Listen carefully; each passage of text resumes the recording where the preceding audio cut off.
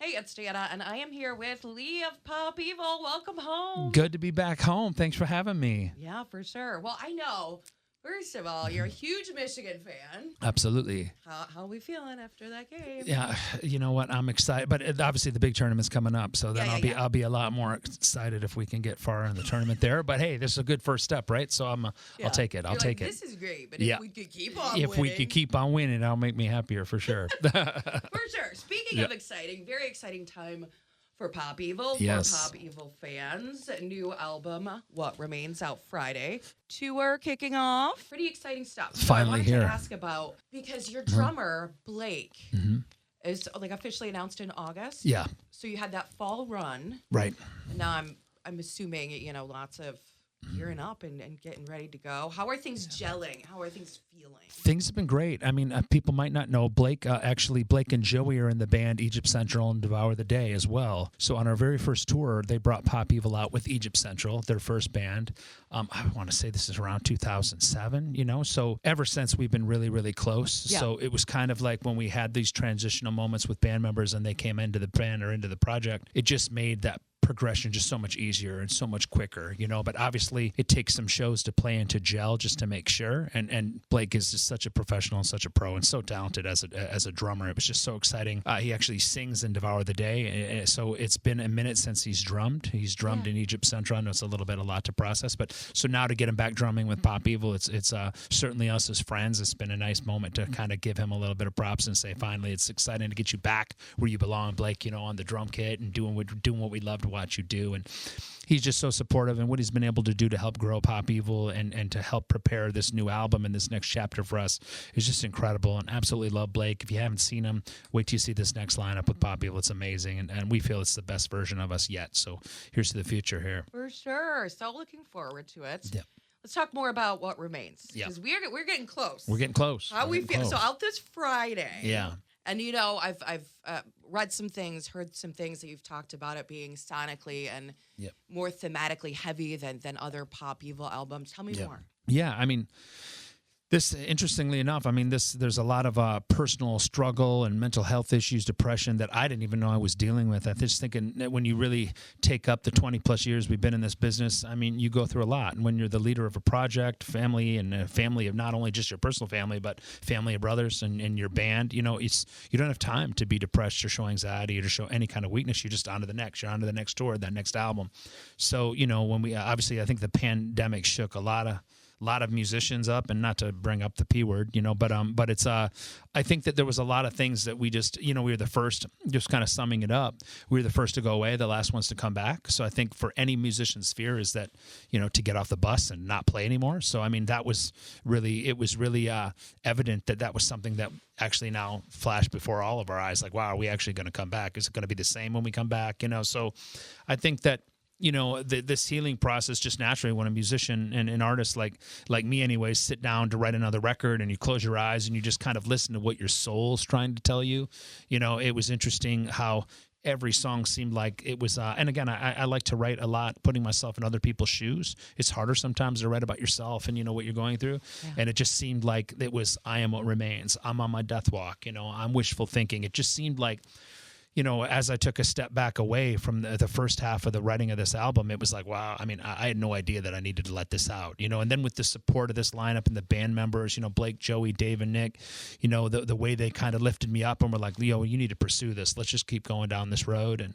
And once you have the support with your band and the people behind you, off the stage, it led to a healthy atmosphere where I felt like it was okay to just keep going down that dark path and just seeing if it could help someone, and when it was all said and done, to be able to put together a collection of works. Certainly it's dark, it's real heavy, it's heavier themes as well, not just musically, but lyrically. When you can, when you've been around as long as we have, when you can put out some music and actually help one other person, that's what it's all about, right? You think about all the tough times I've had here in West Michigan, parents, teachers, friends couldn't be there for me. The one thing that was consistent was music and GRD. You know what I mean? Like I'd always turn on the radio, boom, there was one of my favorite bands to listen and kind of give me a smile and help give me a little bit of energy to get through that week, to get through that month. You know, so when we really feel responsible now at this point in our career to pay it forward. And if we can just, you know, help someone as well that might not be able to understand what they're dealing with, but they hear that song and they're like, oh my gosh, you know, that's how I feel. You know, that's something we take very serious. And you know, this meet and greet era of meeting your fans now that has become the past 10, 15 years, you really, you know, it makes it personal. You know, you think about those people that have come to your shows and told you that they, you know, that song saved their lives. You know what I mean? And we get it all the time. You know, we've been blessed to have a lot of success and a lot of hit songs. And, you know, we really want to, you know, take this next chapter for the band and really, you know, push the boundaries, man, and not only become, you know, better, obviously, with our music, but be better off the stage with our fans, with our family, with our friends, to just be better people off the stage and, you know, to be more grateful for these opportunities. You know, again, back to that pandemic, there was a time when we didn't know if we'd even get another shot. So now that we have, we really made a pact amongst ourselves as band members to, like, we were going to really try to be grateful for these opportunities, different than the way we were before it. So again, man, there's just a sense of gratitude that's going around the camp that is it's different. It's making it more fun, you know, and certainly puts us in a position to really grow moving forward, you know, as we dive into future Pop Evil albums. But first things first, what remains is that next step. So we're stoked. Yeah. No, it is so important, you know, making that connection and realizing it's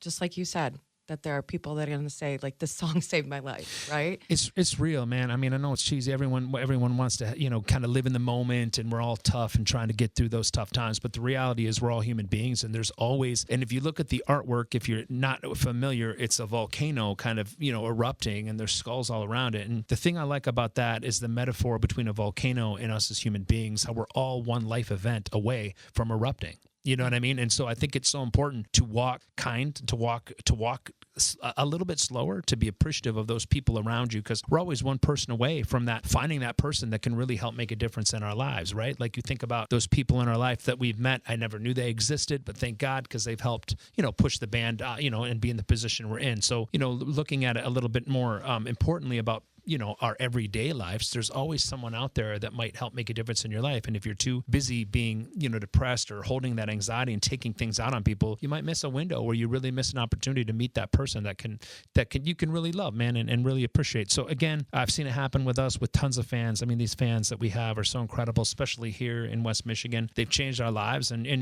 the least we can do is try to make music that can make us uncomfortable in a way. It certainly made me uncomfortable writing this album, you know, with things like What Remains. When you take that biggest catastrophic event in your life and it actually happens, well, what's left? You're what remains, right? You can't control what people around you are going to do, but you can control what you do, you know? And do you want to walk out your house or your apartment that day and you know, take it out on someone? Or do you want to try to walk out your house and be a better version of yourself than you were yesterday? And again, it's easier said than done, but when you can write those songs that help remind me to be better, and every time I hear that song, you know, to be like, okay, you know, I that's right. You know, if I find myself drifting, it's so important. Music can sometimes keep us on that grind and keep us on that path.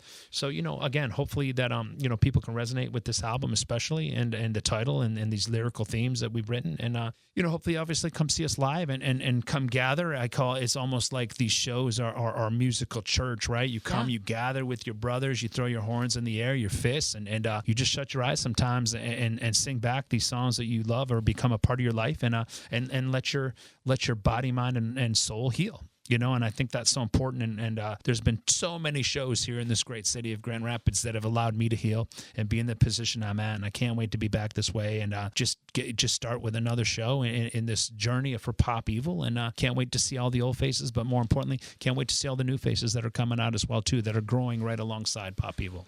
Yeah, we are so excited to have you guys back. I mean, I can't believe it's this late in March. Crazy. Already. It's crazy. So it's going to be May. Yeah. So May 9th, we are going to rock with Pop Evil at GLC Live at 20 Monroe.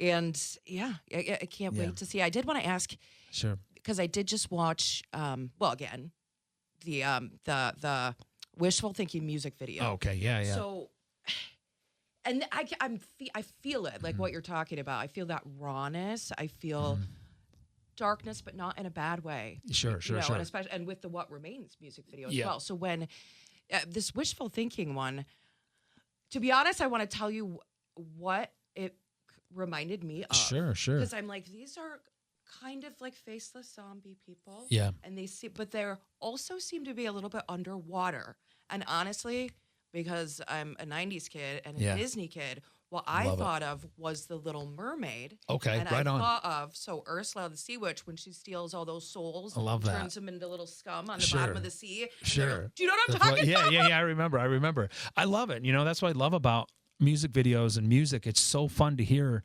you know, how people relate to your art, you know? And for me, it's different in the way that I relate, like, with Wishful Thinking, which is our new single, you think about those voices in our heads that are constantly talking to us, right? Some things are good, some things are bad. Sometimes, you know, obviously all the time people let you down, right? That's just being a human being. And it's not always people are letting you down to spite you and to take it out on you, but still things happen, you know? And when you're wishful thinking, there's those constant voices in your head that are like, well, you should do this. Maybe you should befriend him. Maybe you should move on. Maybe you should do this. Maybe you should say you're sorry yourself. Maybe you should love him. Just lean into it, you know? So I wanted to really depict visually, and Sam Shapiro, our music video director, he just did an incredible job to kind of say that those are kind of those voices whispering around in your mind. That's why this video is isolated on me personally, because it's trying to deal. And if you look at the song, you get those isolated kind of whispers in the verse of the song, and then of course when the chorus hits, you get that real familiar pop evil vocal that I've done, you know, throughout my career. But again, just taking that, putting it in a box, and trying to harness and cage those voices and those kind of that bad energy that is around you internally sometimes is important. And you'll notice at the end of the video, they're in the box, I'm out. I was able to kind of, again, just like the volcano, I was able to kind of control, you know, where this bad energy this toxic energy might be, and I was able to just kind of put it aside and, you know, prepare myself for the future. Obviously, the video, you don't know where the future holds, but again, I love your depiction too. You know, now that you tell me yours, I'm like, oh, okay, I can see that as well. So it's awesome, man. Well, and I think that is a little dark for a kids movie, though. Like when you think about it, like these are the trapped souls of her people. Yeah. That's probably why our generation is the way it is, right? Because we're used to cartoons that were a little darker. We're a little emo. We're a little dark and twisty. Now you got Peppa Pig and Bluey, and no darkness in that.